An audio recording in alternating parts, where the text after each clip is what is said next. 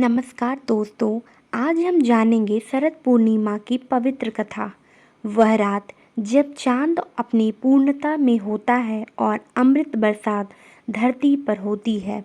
यह व्रत न केवल धार्मिक दृष्टि से बल्कि वैज्ञानिक और आध्यात्मिक दृष्टि से भी अत्यंत महत्वपूर्ण माना गया है।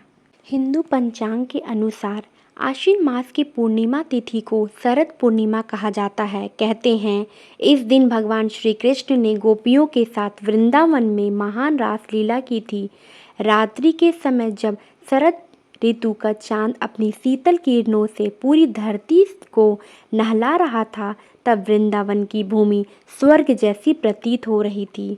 भगवान श्री कृष्ण ने अपनी बांसुरी की मधुर ध्वनि से सभी गोपियों को बुलाया। वह रात्रि प्रेम, भक्ति और समर्पण की अद्भुत मिसाल बन गई। कहा जाता है कि उस समय चांद की किरणों में अमृत तत्व होता है जो शरीर और मन को शुद्ध करता है।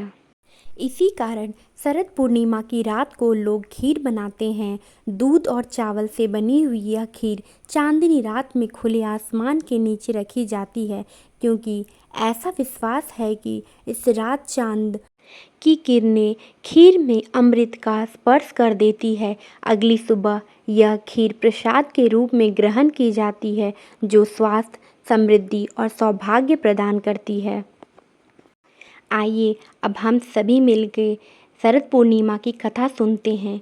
एक समय की बात है, एक ब्राह्मण दंपति था जिनकी 7 बेटियां थीं। 6 बेटे नियम पूर्वक शरद पूर्णिमा का व्रत करती थी, लेकिन सबसे छोटी बेटी लापरवाह थी। वह व्रत के नियमों का पालन नहीं करती थी। समय बीतता गया और छोटी बेटी की शादी हो गई, परंतु व्रत ना करने के कारण उसका वैवाहिक जीवन सुखद नहीं रहा। वह परेशान होकर अपनी बड़ी बहन के पास गई और पूछा, दीदी, आप सबका जीवन इतना सुखी कैसे है? बड़ी बहन बोली, हम हर साल शरद पूर्णिमा का व्रत करते हैं। रात्रि में चंद्रमा को खीर का भोग लगाते हैं। यही व्रत हमें सौभाग्य और सुख देता है। यह सुनकर छोटी बहन ने भी पूरे श्रद्धा भाव से अगली शरद पूर्णिमा का व्रत रखा। उसने रात्रि में भगवान चंद्रदेव को खीर अर्पित की और अगले ही वर्ष उसका जीवन पूर्ण सुख और समृद्धि से भर गया। तब से यह व्रत स्त्रियों के लिए विशेष रूप से फलदायी माना जाता है।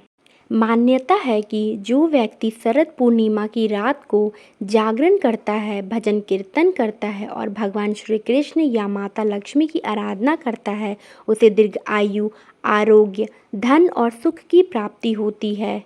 कुछ लोग इस रात को कोजागरी पूर्णिमा भी कहते हैं। को जागृत यानी कौन जाग रहा है। कहते हैं इस रात माता लक्ष्मी स्वयं धरती पर आती है और पूछती है, कौन जाग रहा है मेरे लिए? जो भक्त जाग कर उनकी उपासना करता है, उसे माँ लक्ष्मी की कृपा अवश्य प्राप्त होती है। इसलिए मित्रों, शरद पूर्णिमा की रात को हमें केवल चांद देखने के लिए नहीं, बल्कि अपनी आत्मा को शुद्ध करने, प्रेम और भक्ति के भाव से भरने के लिए जागना चाहिए। इस दिन की गई साधना, जप और व्रत का फल कई गुना बढ़ जाता है। आप भी इस शरद पूर्णिमा पर खीर बनाकर चांदनी में रखें और अगली सुबह प्रसाद के रूप में ग्रहण करें। आपके जीवन में सुख, समृद्धि और शांति का चांद सदा उज्जवल रहे। जय श्री हरि कृष्ण, जय माँ लक्ष्मी।